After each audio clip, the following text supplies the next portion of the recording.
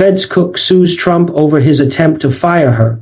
Court hearing set for Friday, August 28. Reuters. Federal Reserve Governor Lisa Cook filed a lawsuit on Thursday claiming President Donald Trump has no power to remove her from office, setting up a legal battle that could challenge long-established norms for the U.S. central bank's independence. The lawsuit said Trump violated a federal law allowing him to remove a Fed governor only for cause when the president took the unprecedented step on August 25 of announcing he would fire her. Trump has accused Cook of committing mortgage fraud in 2021, a year before she joined the central bank's governing body.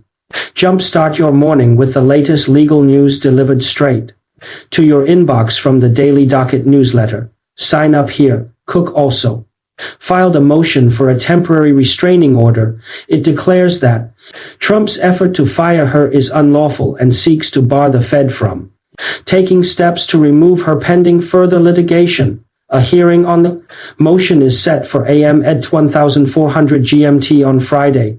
Neither the type of offense the president cited nor the threadbare evidence against Governor Cook would constitute cause for removal, even if the president's allegations were true, which they are not, the motion said.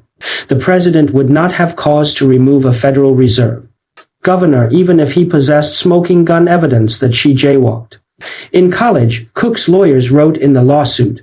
The lawsuit also accused Trump of violating her right to due process under the U.S.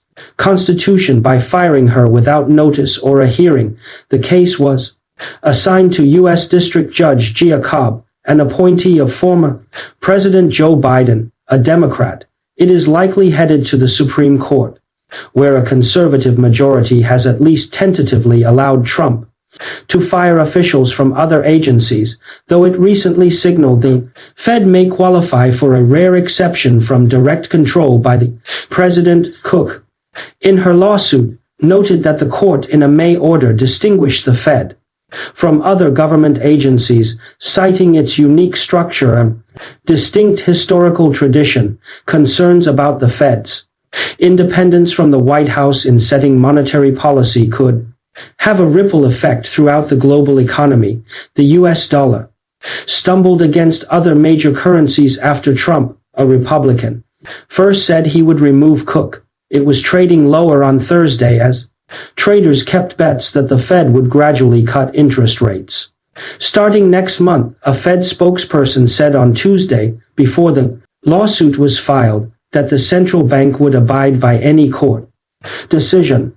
And Trump said the same on Wednesday. White House spokesperson Kush Desai said on Thursday that Trump exercised lawful authority in removing Cook, appointed a Fed governor in 2022 by Biden. Cook is the first black woman to serve in the position. Trump earlier this year also fired Gwen Wilcox, the first black woman to sit on the National Labor Relations Board, which hears private sector labor disputes. Trump also has dismissed a slew of officials from other agencies that have long been treated as independent from the White House. Pressure campaign. The law that created the Fed does not define cause or lay out any standard or procedures for removal.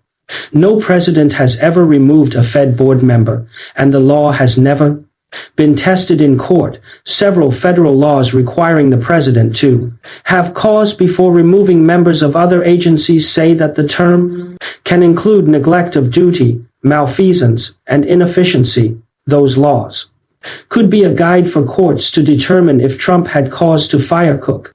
Questions about Cook's mortgages in Michigan and Georgia were first raised in August by William Pulte, a Trump appointee who is the director of the Federal Housing Finance Agency. Pulte referred the matter to Attorney General Pamela Bondi for investigation. Cook took out those mortgages in 2021 when she was an academic. An official financial disclosure form for 2024 lists 3 mortgages held by Cook, with 2 listed as personal residences. Loans for primary residences can carry lower rates than mortgages on investment properties, which are considered riskier by banks. Cook's disclosure shows the rates she paid for her personal residences were higher than The national averages at the time, some experts have questioned whether transactions that preceded Cook's appointment to the Fed were in the public record when she was vetted and confirmed by the U.S.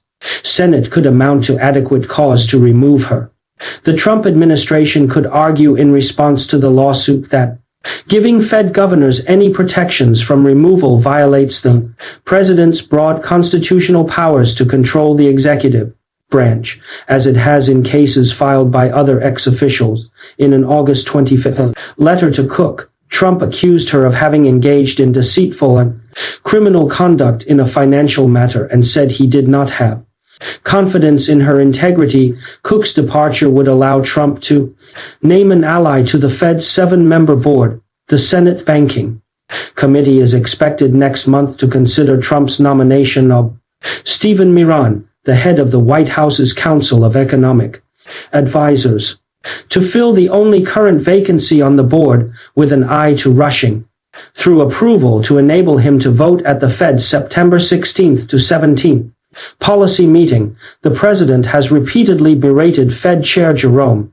Powell for not lowering rates and over his alleged mishandling of a multi-billion-dollar renovation project, though he has halted threats to remove Powell before his term as central bank chief ends in May. Cook, who remains in her job for now, has always voted in step with the majority of Fed governors. The Trump administration has also targeted political opponents, including U.S. Senator Adam Schiff and New York Attorney General Letitia James, with similar accusations of mortgage fraud.